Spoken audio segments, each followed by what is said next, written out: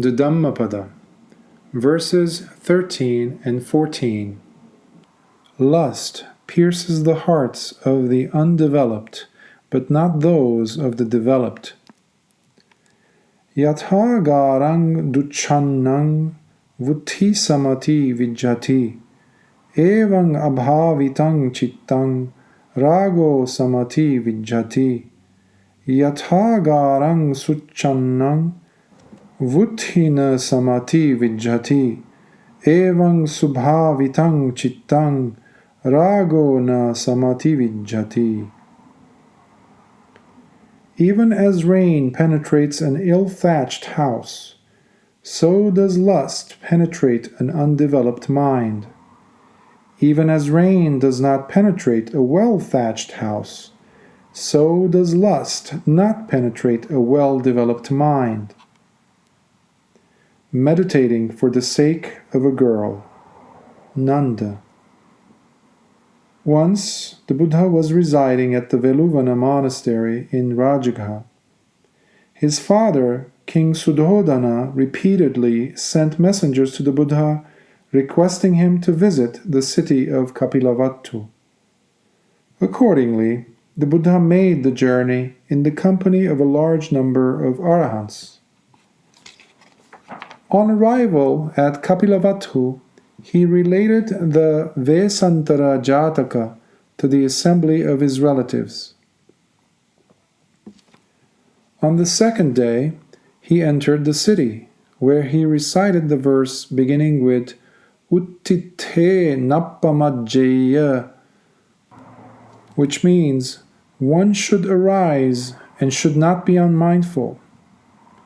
His father attained the stage of Sotapatti, the first stage of awakening, upon listening to this verse. On arrival at the palace, the Buddha recited another verse beginning with Dhammang chare sucharitang, which means one should practice the Dhamma. The king at this stage attained the level of Sakadagami, or once-returner, the second level of awakening. After the almsgiving, he narrated the Chanda Kinnara Jataka with reference to the virtues of Rahula's mother, who had been the Buddha's wife before his renunciation.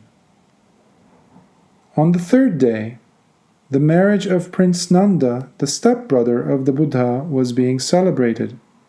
The Buddha went to Nanda's house for alms and handed his alms bowl to Prince Nanda. Then the Buddha departed without taking back the bowl. So the prince had to follow the Buddha because it would have been disrespectful to return the bowl.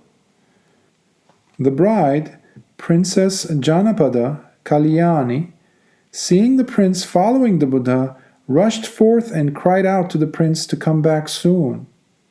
At the monastery, the prince was admitted into the order as a bhikkhu. Later, the Buddha moved into the monastery at Jeta Park in Savatthi. While residing there, Nanda was discontented and half-hearted and found little pleasure in the life of a bhikkhu. He wanted to return to the life of a householder because he kept remembering the words of Princess Janapada Kalyani imploring him to return soon. Knowing this, the Buddha, by supernormal power, showed Nanda the beautiful female devas, or divine beings, of the Tavatimsa world, who were far prettier than Princess Janapada Kalyani. Nanda was told that he could have one of them if he strove hard in the practice of the Dhamma. Other bhikkhus ridiculed Nanda by saying that he was like a hireling who practiced the Dhamma for the sake of a beautiful girl. Nanda felt very much tormented and ashamed. So, in seclusion, he strove diligently in the practice of the Dhamma and eventually attained arahanthood. As an arahant, his mind was totally released from all attachments, and naturally his mind was purified of lustful thoughts of any kind. This had been foreseen by the Buddha right from the beginning. Other bhikkhus, having known that Nanda was not happy in the life of a bhikkhu, again asked him how he was faring. When he answered that he had no more attachments to the life of a householder, they doubted Nanda, and they informed the Buddha about the matter. The Buddha then explained to them that previously the nature of Nanda was like that of an ill-roofed house, but now it had developed and was like a well-thatched dwelling. From the day Nanda saw the beautiful female devas of the Tavatimsa world, he strove to gain release from samsara, or the cycle of birth and death. The Buddha then confirmed that Nanda had indeed won the ultimate goal of a bhikkhu by realizing the Four Noble Truths and becoming an arahant. At the conclusion of the discourse, many bhikkhus were benefited and realized the Dhamma themselves.